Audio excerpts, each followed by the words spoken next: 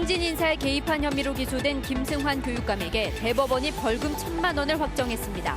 특정 공무원의 순위를 조정하는 것은 직권 남용에 해당한다고 판시했습니다. 학교 행정실에서 하급자가 상급자를 폭행하는 사건이 발생했습니다. 학교와 교육청의 사후 조치가 허술했다는 지적을 받고 있습니다. 일본의 수출 규제에 맞서 전라북도의 핵심 산업인 탄소산업의 일본 의존도를 낮추기 위해서는 국가 차원의 탄소산업진흥원 설립이 필요한 것으로 나타났습니다. 메이데이 사태로 자치단체의 허술한 민간 위탁이 도마 위에 오르고 있습니다. 신상필벌과 정확한 평가 자료를 축적하는 보완 대책이 시급합니다.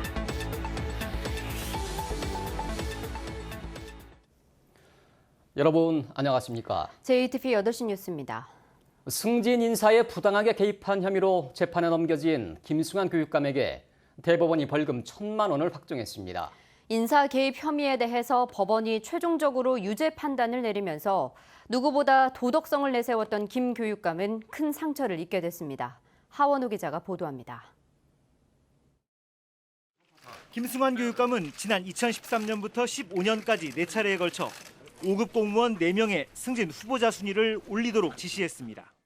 1심 재판부는 관행에 따른 것이고 인사 담당자의 의사에 반하지 않았다며 무죄를 선고했지만 항소심 재판부는 자신의 측근 등을 승진자로 내정하고 이에 맞춰 근무 평정 순위와 점수를 조정하도록 지시해 직권을 남용했다며 벌금 1,000만 원을 선고했습니다.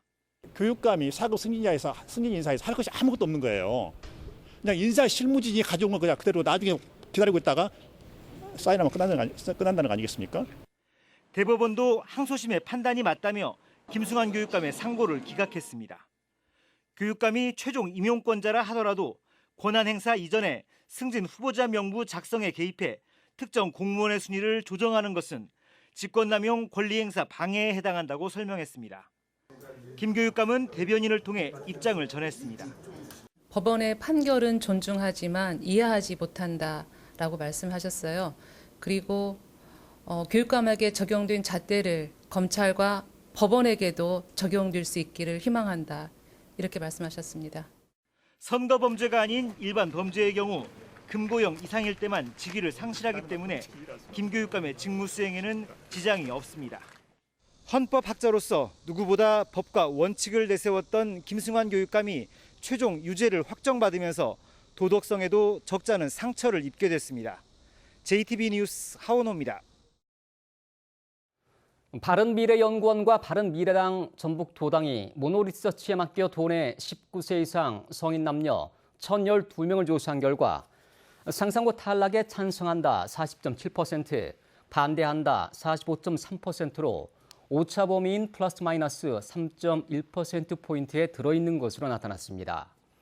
또한 평가 점수를 70점에서 80점으로 올린 것은 잘못한 결정이다가 53.7%로 잘한 결정이다보다 22.7%포인트 높았으며 상상고가 계속 자사고로 운용되도록 해야 한다는 의견은 51.5%, 탈락시켜야 한다는 35.7%였습니다.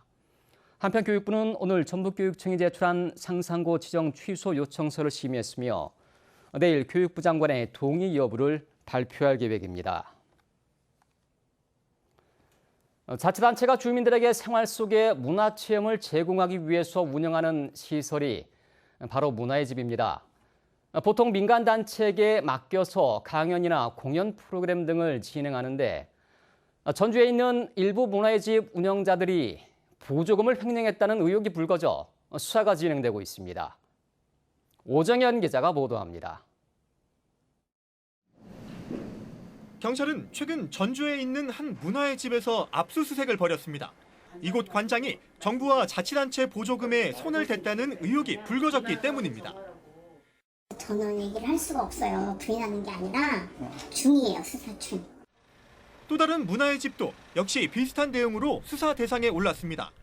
이들 시설이 문화 행사나 사업을 할 때 계약 업체들에게 인건비 등을 실제보다 많이 또는 허위로 청구하도록 한 뒤 부풀려진 금액을 돌려받아 챙겼다는 의혹입니다. 차명 계좌도 사용된 것으로 알려졌습니다. 경찰은 최근 5년 동안 이 같은 일이 반복된 것으로 보고 있습니다. 2014년부터 2019년 2월에 나갔던 보조금 사업에 대한 자료 협조 요청을 했어요. 보조금 성격은 저희가 이제 문화예술 지원 사업이죠. 경찰은 수사 초기인 만큼 자세한 내용을 공개하기 어렵다고 밝혔습니다. 경찰은 두 시설의 관장을 업무상 횡령과 보조금 관리에 관한 법률 위반 등의 혐의로 입건하고 압수수색으로 확보한 자료를 분석하고 있습니다. JTB 뉴스 오정현입니다. 학교 행정실에서 부하 직원이 상관을 폭행했지만 교육청은 가해자를 2주 만에 인사 조치했습니다. 피해자는 계속 가해자와 마주쳐야 했고 가해자는 뒤늦게 집에서 더 가까운 학교로 배치됐습니다. 최근 직장 내 괴롭힘 금지법도 시행됐지만 교육 현장은 무신경하기 짝이 없습니다. 나금동 기자입니다. 이 학교 행정실장 김모 씨가 부하 직원인 이모 씨에게 폭행을 당한 건 지난 9일. 이 씨에게 작업을 지시하자 갑자기 자신이 요청한 물품은 사주지 않느냐며 폭력을 휘둘렀다는 겁니다. 들고 있던 물병을 야수 투수처럼 그냥 팍 던지는 거예요. 바로 2m밖에 없는데 얼굴에 정통으로 맞았죠. 내 책상에 와서 주먹을 이렇게 가격을 하는 거예요. 그래서 이제 손으로 이렇게 윤소를 막으면서 여기가 이제 상처가 생겼고. 행정실장은 이 씨가 평소에도 여러 차례 비슷한 행동을 했다고 주장했습니다. 이해하기 어려운 건 이 학교와 교육청의 대응이었습니다. 행정실장은 이튿날 남원 교육지원청과 전북교육청에 신속한 조사와 함께 가해자와의 분리를 요청했지만 달라진 건 아무것도 없었습니다. 학교장은 가해자 이 씨에게 교무실로 출근하라고 지시했지만 이 씨가 계속 보란 듯이 행정실을 드나들어도 그대로 방치했습니다. 연장 도구가 자기 자리에 항상 있었어요. 그래서 저는 또 이 사람이 언제 돌변을 해가지고 그 연장을 집어 던질까 막 그런 공포심이 생기는 거예요. 엿새 만에 학교로 찾아온 남원 교육지원청의 조치도 허술하기 짝이 없었습니다. 이 씨에게 경위서 한 장을 받은 뒤 사건 발생 2주 만에 오히려 집과 가까운 학교로 전보 조치했습니다. 이 씨는 물병을 던진 것은 인정하지만 직접적인 폭행은 없었다고 주장했습니다. 실장님이 요구하는 거는 제가 이제 바로바로 해드렸는데 제가 요구하는 거는 이제 차일피 미루고 계속 안 해주셨어요. 팔짱만 끼고 있던 전북교육청은 취재가 시작되자 그제서야 학교에 대한 감사를 시작했습니다. 근로자의 인권과 노동권을 보호하기 위해 신속한 조사와 조치 의무를 담은 직장 내 괴롭힘 금지법까지 발효된 상황. 누구보다 인권을 강조하는 교육당국이 정작 집안 사정에는 둔감하기 짝이 없습니다. JTB 뉴스 나금동입니다. 일본의 수출 규제에 맞서서 소재 산업의 일본 의존도를 낮추는 게 큰 과제로 지적되고 있습니다. 일본산보다 품질이 떨어지는 국산 탄소 섬유의 고급화를 위해서는 전라북도가 계속 요구해왔던 탄소산업진흥원 설립을 더 이상 늦출 수 없다는 지적이 나오고 있습니다. 권대성 기자가 보도합니다. 전주 시내버스 승강장에 설치된 바리어르자, 전주의 중소기업이 열 전도율이 높은 탄소섬유를 이용해 만들었습니다. 원재료인 탄소섬유는 전주에 둥지를 튼 효성이 국내 최초로 국산화한 겁니다. 효성은 미래차인 수소차 부품 같은 수요에 대비해 공장을 넓히고 있습니다. 현재 수소 탱크, 수소차 이런 부분이 폭발적으로 늘어날 가능성도 있고 저희들이 자동차의 그 소재라든지 그런 부분도 경량화를 통해서 연비를 절감해야 되기 때문에.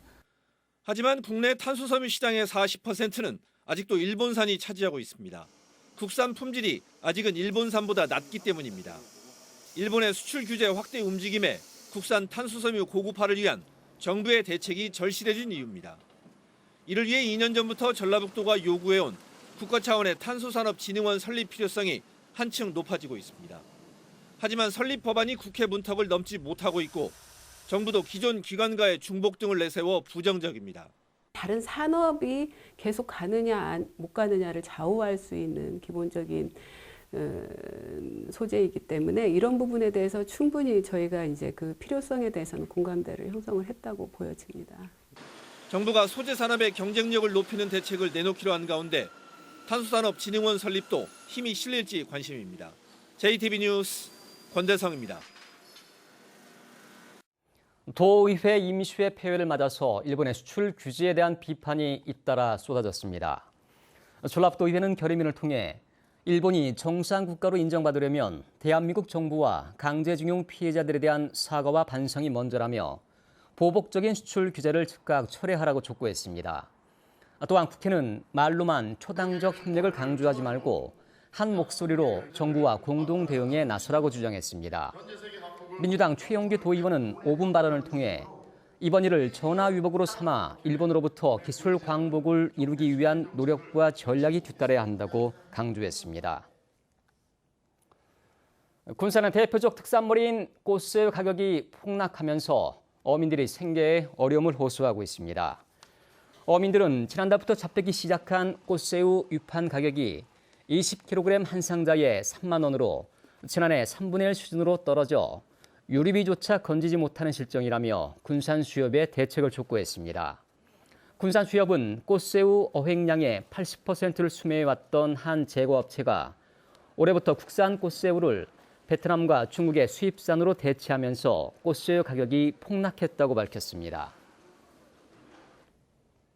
최근 갑자기 문을 닫은 메이데이 사태로 민간 위탁에 대한 비판이 커지고 있습니다. 수탁업체에 대한 평가가 허술하고 독립체산제라는 이유로 정기평가 대상에서 제외되기도 합니다. 민간 위탁의 활성화를 위한 조건을 알아봤습니다. 김철 기자입니다. 전주 최명희 문학관은 전주시 정기평가에서 2년 연속 최우수 등급을 받았지만 그에 따른 인센티브는 없습니다. 반대로 정기평가에서 낮은 점수를 받아도 엄한 벌칙을 받지 않습니다. 민간 위탁에 대한 신상 필벌이 필요한 이유입니다. 중간에 그 협약을 해지해서 사물을 저희들이 이제 회수를 해오는 것이 이제 해지라고 보는 거죠. 현재까지 저희들이 파악한 바로는 거의 문제가 있어서 해지한 사례는 거의 없고요. 이달 초 적자를 이유로 갑자기 문을 닫은 전주 근로자 종합복지관은 수탁기관이 모든 수익이나 손실을 떠맡는 독립체산제 방식입니다. 전주시 민간위탁 가운데 독립체산제로 운영되는 시설이 15곳인데 이런 곳은 아예 정기평가도 받지 않아서 개선이 시급해 보입니다. 관리 감독이 잘못되어 계속적인 피해가 난다고 하면 독립체산제 운영에 대해서 다시 한번 생각을 해보는 게 적절하지 않을까 생각합니다. 전문가들은 또 자치단체의 민간위탁을 상호 비교한 뒤 평가 자료를 축적하자고 제안합니다. 민간위탁 사업에 대한 평가의 상호 비교가 쉽지 않다는 점입니다. 이를 위해서 정확한 평가 자료의 축적이 뒷받침되어야 할 것이고요. 특히 지역 간 비교성은 상당히 중요한 의사결정의 근거이기 때문입니다. 이번 주 현장 스토리판 문 닫은 메이데이 민간위탁의 교훈편은 민간위탁을 둘러싼 갈등과 활성화 조건을 살펴봅니다. JTB 뉴스 김철우입니다. 이달부터 다음 달까지 전북에 6천여 명의 중국 단체 관광객이 방문합니다. 전라북도에 따르면 이번 주부터 다음 달 25일까지 중국 청소년 문화예술교류단 3,400여 명이 전북을 방문해 문화예술 공연을 하고 전통 문화를 체험합니다. 또 다음 달 2일부터 무주에서 열리는 2019 글로벌 무술문화 교류 축제에 중국 청소년과 학부모 1,000여 명이 참석하고 다음 달 5일부터 전주대학교에서 열리는 한중 태권도 행사에 1,500여 명의 중국 태권도 관계자들이 참여합니다. 전북의 25개 시민사회단체로 구성된 새만금 해수유통 전북행동이 오늘 기자회견을 갖고 새만금에서 수상 태양광 사업을 진행하면 수질이 더욱 나빠질 수밖에 없다며 해수유통 등 수질 개선 대책을 먼저 세우고 사업 추진 여부를 결정해야 한다고 주장했습니다. 또 일부에서 주장하고 있는 카지노를 포함한 복합 리조트를 새만금에 건립하면 도박 중독 등 사회적 문제가 발생한다며 카지노 설치를 반대한다고 밝혔습니다. 경찰 간부가 부하 직원들에게 지속적으로 갑질을 했다는 신고가 들어와 경찰이 감찰 조사에 들어가기로 했습니다. 전북지방경찰청은 임실경찰서 소속 모 간부가 지난해부터 최근까지 부하 직원들에게 술값을 내게 하고 욕설을 했다는 신고가 접수돼 조만간 해당 경찰관을 불러 조사하겠다고 밝혔습니다. 한국과 일본의 이른바 무역 갈등 속에서도 민간 차원의 교류는 활발히 진행되고 있습니다. 일본 가나자와시 소프트볼 연맹은 오늘 원광대를 방문해 소프트볼 팀과 친선 연습 경기를 가졌습니다. 두 팀의 교류는 올해로 14년째 계속되고 있습니다. 하야시 사부로 단장 일행은 한일 두 나라의 정치적 갈등과 상관없이 민간 교류는 지속적으로 이루어져야 한다면서 전라북도와 전주시 그리고 전주방송을 찾아 전주와 가나자와 두 지역의 화합을 위한 의견을 나눴습니다. 올해로 21번째를 맞은 전주 복숭아 큰잔치 행사가 오늘 전주 종합경기장 주차장에서 열렸습니다. 내일까지 이어지는 전주 복숭아 큰잔치 행사에는 전주농협 농산물유통센터에서 품종, 크기, 당도 등을 선별해 출하한 복숭아가 선보이고 있습니다. 이번 행사에서는 복숭아 품평회와 복숭아 음식 전시회 등의 프로그램이 마련돼 있습니다. 오늘 새벽 0시 반쯤 익산시 춘포면의 한 섬유 공장에서 불이 나 3시간 만에 꺼졌습니다.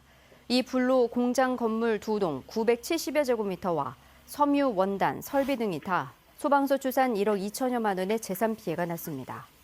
소방당국은 목격자의 진술을 토대로 정확한 화재 원인을 조사하고 있습니다.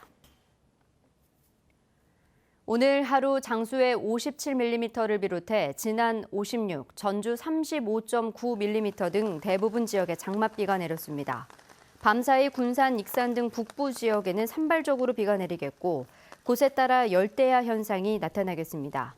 이번 비는 주말인 모레까지 내렸다 그쳤다를 반복하며 30에서 80mm, 많은 곳은 120mm 이상 내리겠습니다. 내일 낮 최고 기온은 29도에서 32도로 오늘과 비슷하겠습니다. 전주기상지청은 곳에 따라 시간당 30mm 이상의 강한 비가 예상된다며 비 피해 없도록 주의를 당부했습니다.